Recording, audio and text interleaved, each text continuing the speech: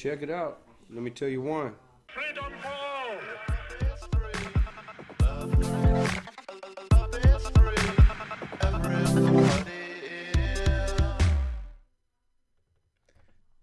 What is up, my MMA brothers and sisters? Welcome to another episode of Let's Talk MMA.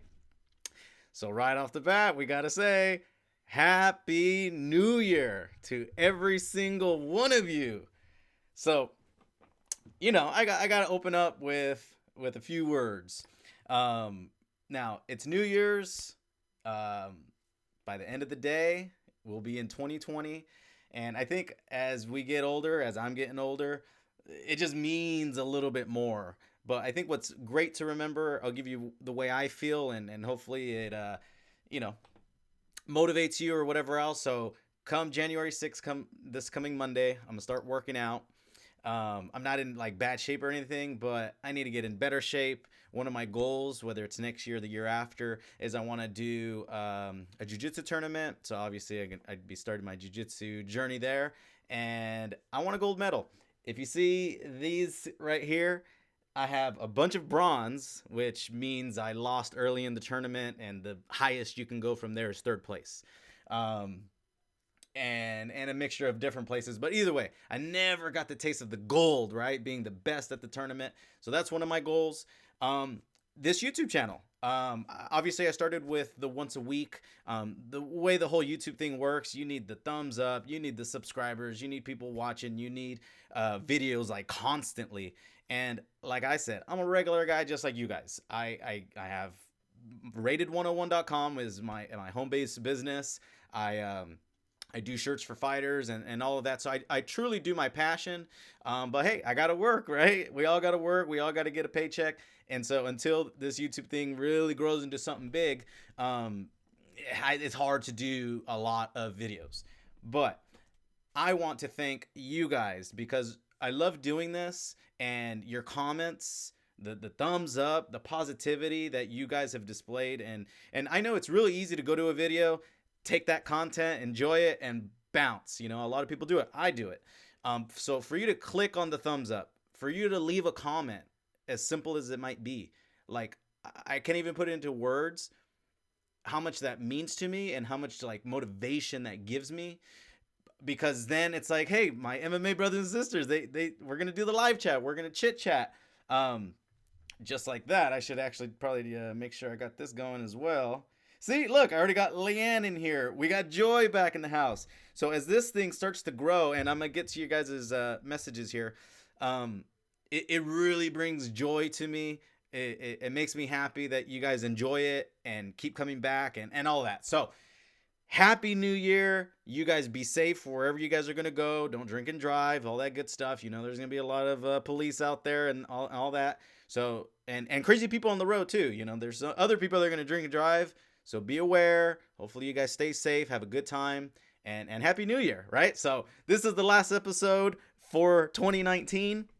So I was thinking, what should we do? I figure there's going to be some people on here. Obviously, we'll do the back and forth. We'll do the comments. But I always like to have some type of topic to kind of talk about. So I figured it's the end of the year. There's already exciting fights lined up for the beginning of the year, which is a great way to get started. So I figured let's just revisit the divisions. Let's look at the divisions. Let's look at who are the top 10 guys and just kind of go over it real quick. At the end of the day, I'll go over it fairly quickly. That way, when we get into the comments, I'd like to hear all of your feedback. So if there's particular fights, particular fighters that we should be looking out for, let's talk some MMA. All right, so let's go straight to it. All right, here's my good old screen. Hey, 1% better every time, right? So I'm always going to try to improve this.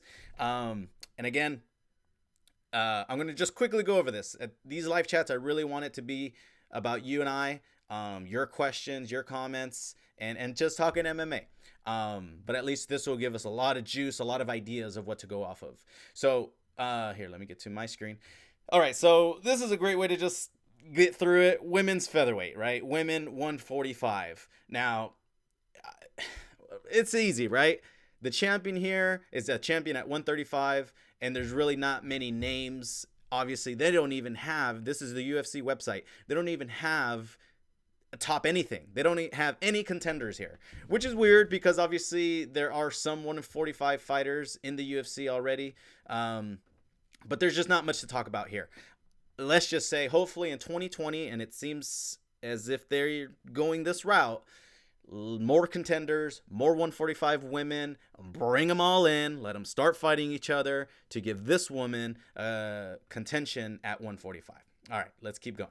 So from there, let's start with, they have this in a weird order, but let's start with, I want to go up by class. So, or I guess they're doing it that way, right? All right, fine. I'll do it their way. Women's bantamweight. So obviously we still got Amanda Nunes. Now the thing about this division that kind of makes me a little less exciting, but hey, you're talking to positive rated over here. I will find the light. The thing about this is it sucks that Amanda is so good that there's not really anybody else per se, but this is where we should find excitement. Number one, Amanda Nunes may very well be the best, and by a long shot. So Jermaine, I was really excited about that. I really hoped that she was going to take it to the ground, stuff like that, but I don't think we're going to see another rematch, so that's done. Aspen Ladd, I've been following her forever. She would be great. Like, she deserves that shot, and if she does, great. Maybe that she's had to get through somebody else first, but I don't know if that's going to be enough to beat Amanda Nunes, so it's hard to get excited for that in that way. Holly Holm and Raquel Pennington, they're lined up to fight soon. So in a way, I'm kind of like, okay, is the winner of that then going to fight Amanda Nunes? That would be a rematch for either of them. And I don't see either of them really beating her either. So that kind of gets me a little bit down. I think the real magic in the women's bantamweight is going to be these other girls. So Irene Aldana, she just recently fought. She's been so active and she's long. She's been getting better because she's been so active. Like, that's a girl, honestly, should not be number 6 right now. She should be up there, top 3 with Aspen Ladd.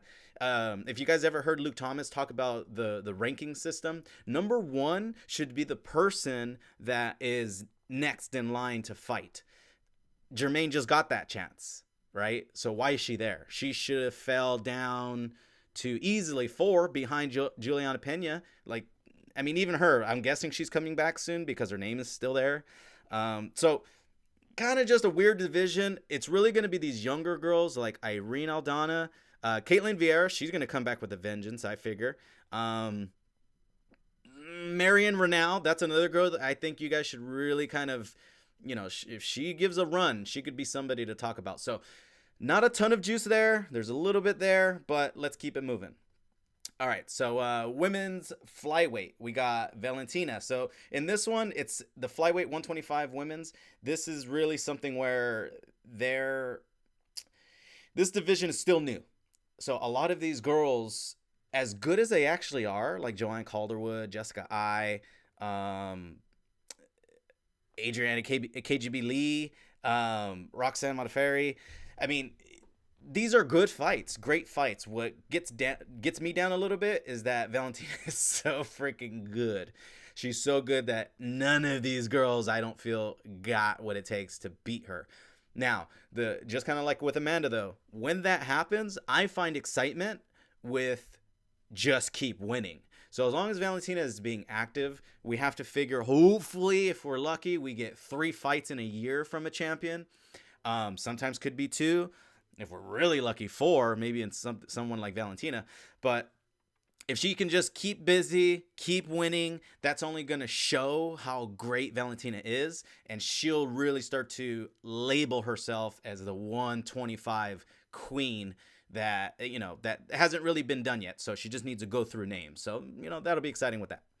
All right, so at 115, the strawweight's always been exciting. You know, Joanna really kicked it off once she took the belt and kept that long streak going.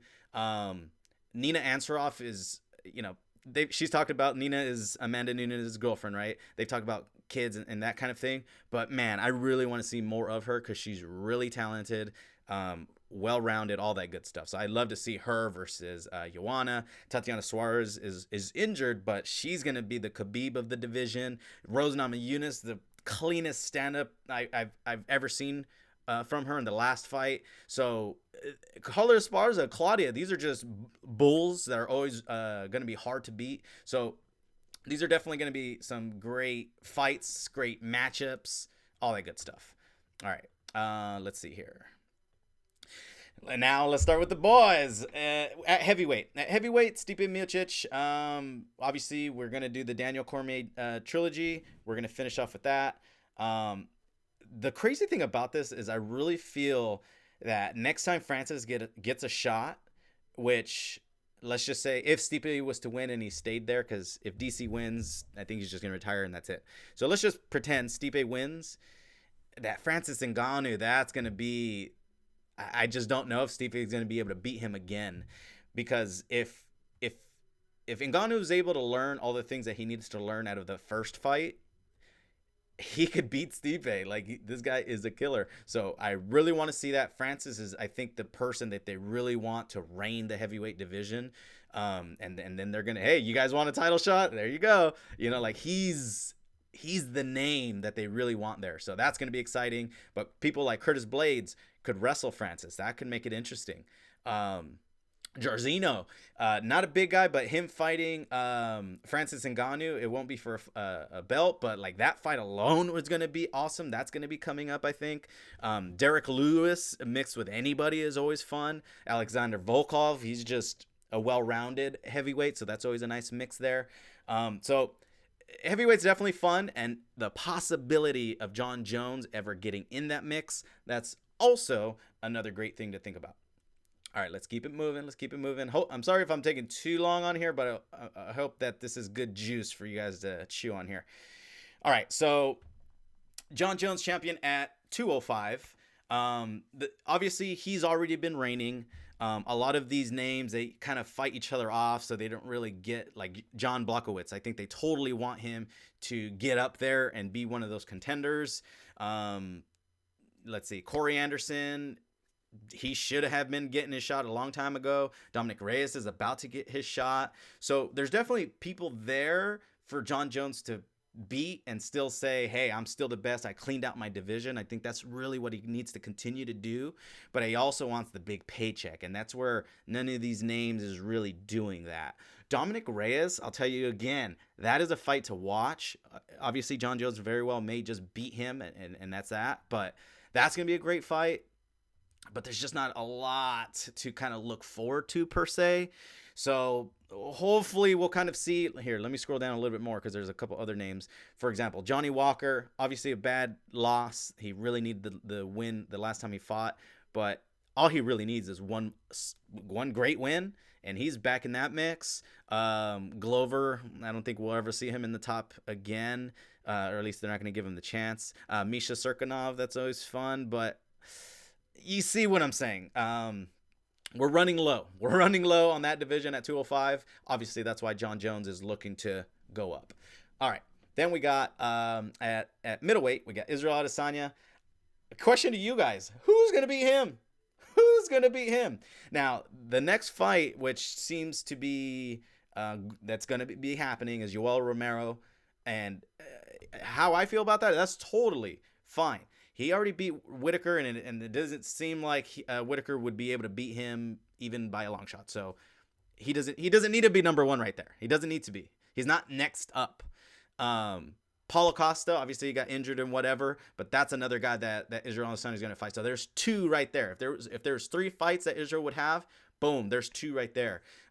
Jared Cannonier, obviously they're going to give him another fight and allow him to keep building his name in this division. But that's going to be another one. I almost foresee those three being the names. They're probably going to push Darren Till just because he's got the name.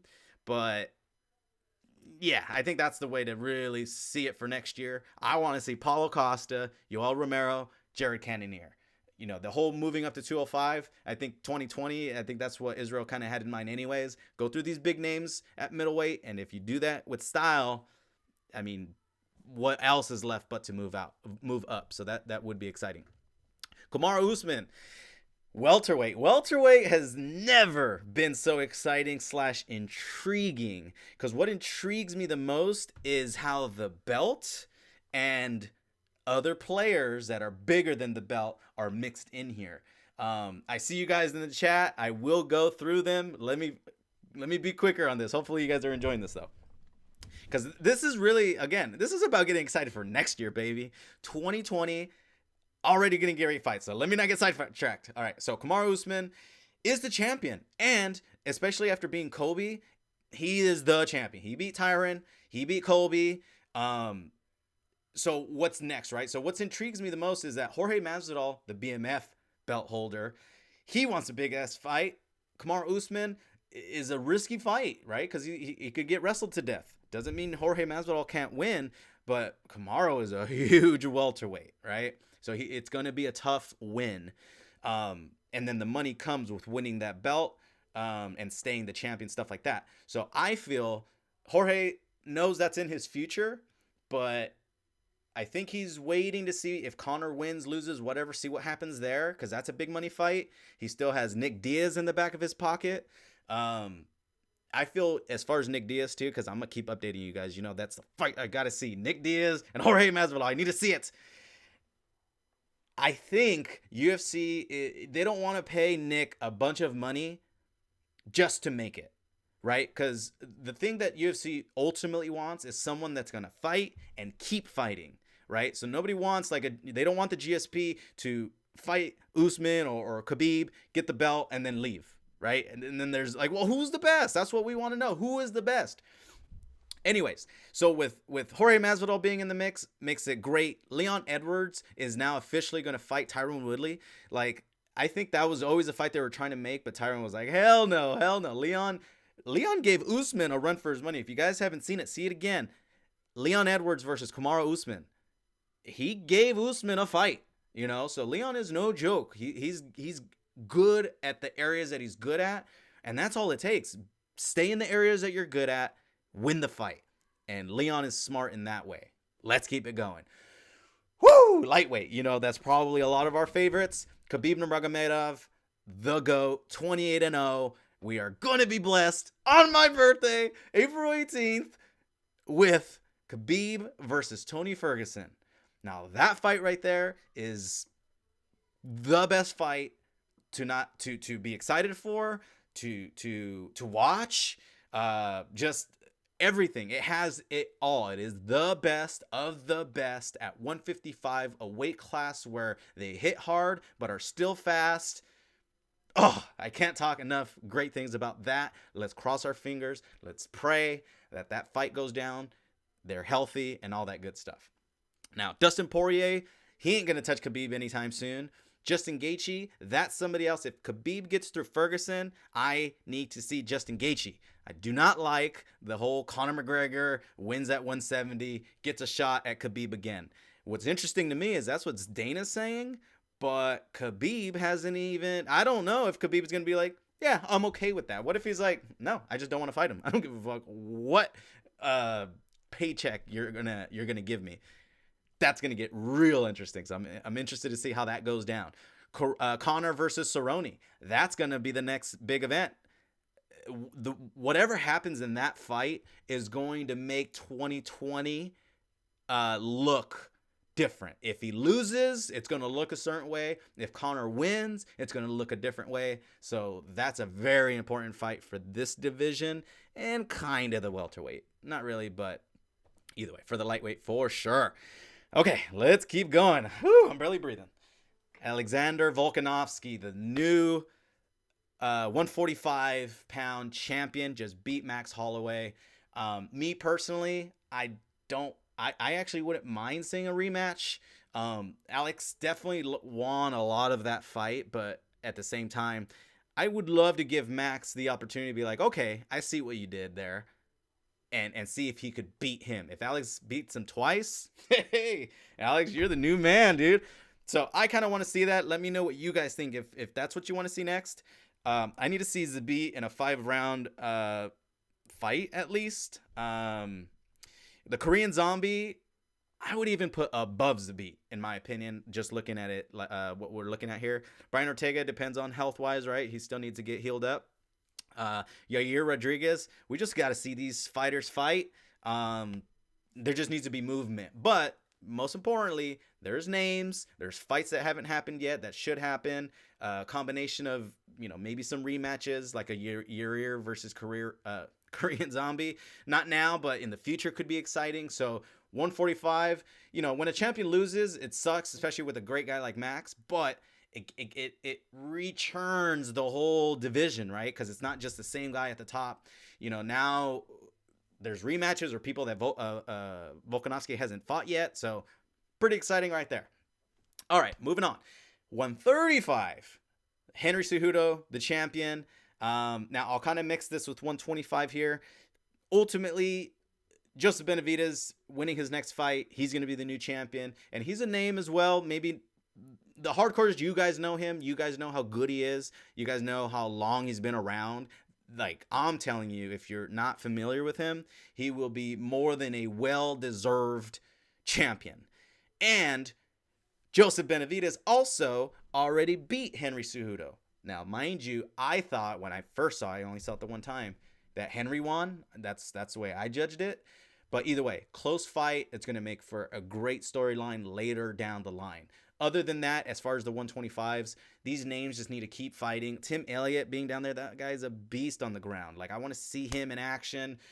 All these fighters have their own story, their own journey going on, right? But these are great guys that are still in the mix, and I really want to see Brandon Moreno. Hello!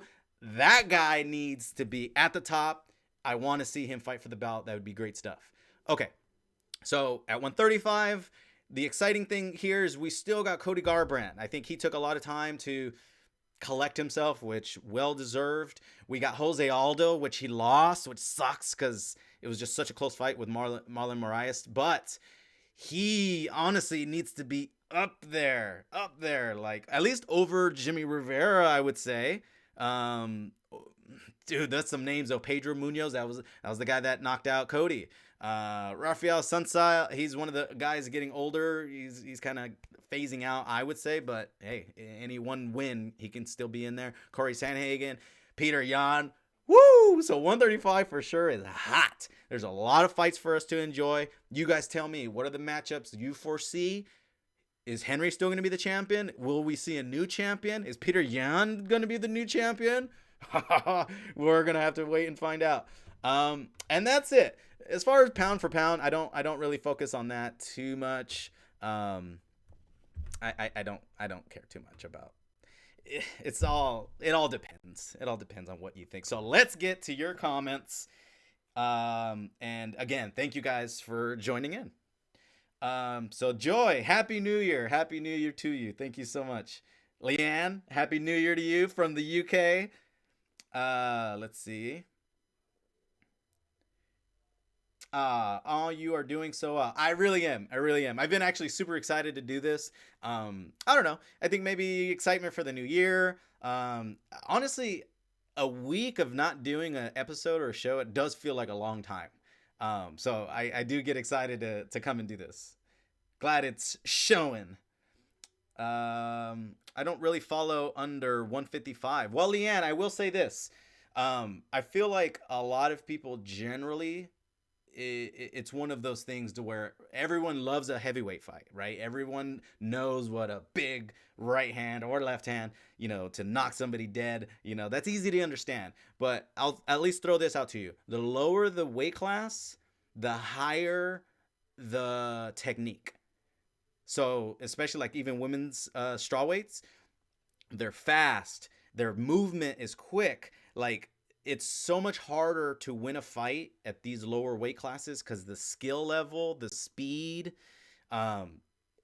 it's just so much to where when you're a heavyweight, you don't need too much movement. You don't need too much speed. You just need power and you need to be able to take a shot, So maybe, I always feel a person's perspective is the way how you feel. And if you see a new perspective, which I'm hopefully enlightening you on, lower weights, higher level MMA, maybe less finishes, more decisions, but you'll see scrambles, you'll see takedowns, and these guys get popped right back up. It's hard for a heavyweight to do that. You know what I'm saying? So that's why 155 is the most exciting, because it's a mix. It's a mix of they're big enough and fast, but they're also not too small. So, 155s, I think that's why it's excited. Hope to see Rose back. I'm pretty sure we will. Sounds like that's going to be a for sure thing. Just depends on who. And I would say Rose is going to come back within February, March, April the latest. Amanda seems like a lovely human, also amazing fighter. Yes. Wish we could have seen Kat versus Amanda part 2. Yes, yes. I was hoping that was actually going to happen. Kat Zingano definitely doesn't seem the same as from like back in the day. But it's hard to say. In women's MMA, let's say, I would say the skill level has just continuously increased. So like Amanda from way back then was always good, but only continued to get better. While someone with Kat, obviously she's had a lot of personal things going on. I don't think she was able to continue the growth up. So yeah, either way, I feel like we're gonna see her in the future though. So don't count that out. She's pregnant. Is she, Kat? If she is, then congratulations to her. I did not know that. I don't know if I heard that yet. DC Part 3 2020. Yep, that's going down. I mean, it sucks it's taking so long because it's like, dude, we need to get these divisions going. But, yeah. All right. Do you think John Jones is the GOAT with all the PEDs? That's the thing, right? Like, I really, like, when I talk about pound for pound, I do kind of consider the PEDs a little bit. But then I kind of don't, like, it's just super hard. It also depends on timelines. Like, there were back in the day, a lot of guys were, and John Jones was beating them, so it's like the pound for pound is always hard. But if we were just to put PEDs off to the side, John Jones is up there. But Khabib, I feel like Khabib with the 28-0, the dominance in all of his fights, the weight class that he's in at 155. Like John Jones, I feel like he got a lot of credit for taking out the Shoguns and the just like a lot of names at the time. It's not that it's a bad thing, but yeah, that's what makes that hard. They're all great. They're really great. Maybe Till Stylebender could be the best ever. Exciting to see. Yeah, like I feel like they're probably gonna shoot Till up there to see that. But again, I'm all down with that excitement. I'll get excited if they make it. They make it, and let's go. But at the same time, even though this a person may not have the big name, I want them to get the chance. So, but Till, hey, he's a name and he's hella good. So I would not mind that. 170 is my favorite right now. Me too, kind of. Me too. Like it's just exciting. There's a lot going on, a lot to talk about, a lot to think about. Masvidal is calling Usman now. Yes, I did just see that. Hey, put your name in the hat. So if once it comes in, this is all gonna get utilized for promotion, right? Nick is in talks with UFC right now. Yeah, I saw that too. So that's what I mean, though. I feel like Dana, he's already putting his side. Like it's up to him. You know what I hear when I hear Dana say something like that? It's up to him if he wants to take the money we're willing to give him. That's fucked up, huh? If he's willing to take the money we offer, he'll fight. If he's not willing to take that money, he doesn't even want to fight. Like, damn, Dana, that's cold. I don't know. I'm just saying, I don't know, but what do you guys think? Is that kind of what Dana basically, that's what he does. So for me, it's kind of like with Nate and Jorge, it was just a perfect storm. Usman and Covington was supposed to be that, but since it didn't go down, they moved to Nate and Jorge, and it happened. They kind of needed it, right? So I that's what I feel like with Nick. It's if they need it, if it just kind of works out, great, and they might throw a little bit extra money, but they're not going to fill up his pockets just to make it happen, which kind of sucks because I want to see it. Let's see. Did you see Tyron said that he is not fighting Leon now over a rap video? What? No, I didn't. Tell me more. Either way, Tyron, I think that's a great fight. That is a fight. Leon needs a name. He needs the win over that name because he's well deserved. That's the thing. He's well deserved. He's just not known.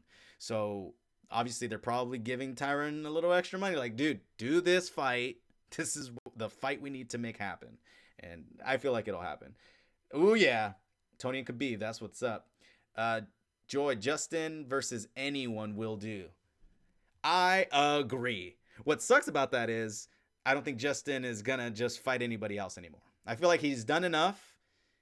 Fair is fair. He's next.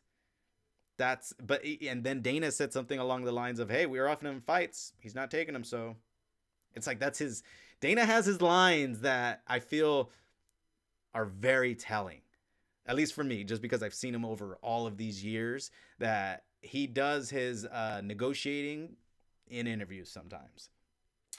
Leanne, I love Max. I know. But hey, it's one of those things. He was even saying that, it was getting a little harder to get out of bed. So, and honestly, he had that death, the RIL of the person, like a week or two before the fight. Like he still went in there. He gave it his best, but in the way I felt was he did his best, but it just wasn't full max for what I'm used to. And hey, with a loss comes remotivation to get that belt back. So that's why I kind of want to see the rematch. Do you guys want to see the rematch? I'm curious about what you guys think. Joy, Zombie is amazing. I know. And he's finishing these fights so quickly that, we're not even seeing the full of how good he is, because he looks in great shape. Like, he can do the full 5 rounds. So we know that he's super tough. There's so much juice. You guys are getting me excited. I think your daughter is the same age as me. I am 12. Are you serious? And you're here watching MMA, huh? Well, I hope as my daughter gets a little bit older, she'll get into it. But she did do a little jiu-jitsu, so maybe she's just like, I like doing it, not watching it. Who knows? But I recommend jiu-jitsu for you, for sure. Everyone. I recommend jiu-jitsu for anyone, especially smaller people. I hope Cody comes back soon. For real. And he will. And I like that he took a lot of time off just to get his mind right, enjoy his family time, and get in full focused, next opponent, do what you got to do, learn from your mistakes. Yeah, I'm excited for that. Amanda's wife is pregnant? No way. So it did happen. Well, they did talk about that. And I think she even said, like, once I lose is when I'll go for it. But she's just a talent. She is a talent, but it's a beautiful thing. Obviously, I'm sure that they want it. I'm sure Dana was probably like, look, I'll fatten up your pockets. I just need you to keep fighting. Don't worry about the kid too much. Freaking Dana. All right. Stylebender will be the GOAT soon as he... Yeah. So, yeah, you got to prove yourself. But my God, what he's already doing is... And he's young. It's going to be amazing. This year... Especially if he fights, Paulo Costa, this beast. You all remember this huge beast. Just visually, people are going to be like, wow, look at this skinny guy beating up the buff guys. It's going to really continue to elevate him. And in everything that he's doing, social media, and, he's a young guy that understands it all. It's going to be good stuff. All right, guys. Don't listen to Dana. I listen to him, but I read between the lines. What he says tells me other things, if that makes any sense. You get what I'm saying? Like he'll say things, like Nick doesn't really want to fight. Or GSP, he doesn't really want to fight. No, they just want to be paid, well, to do it. That's it. I mean, I think it's really that simple because they're willing to fight. GSP said who he wants. With it, which was Khabib. Did they make a deal? No. It sounded like he wanted to fight. And Nick, why would he go on the show if he didn't want the fight?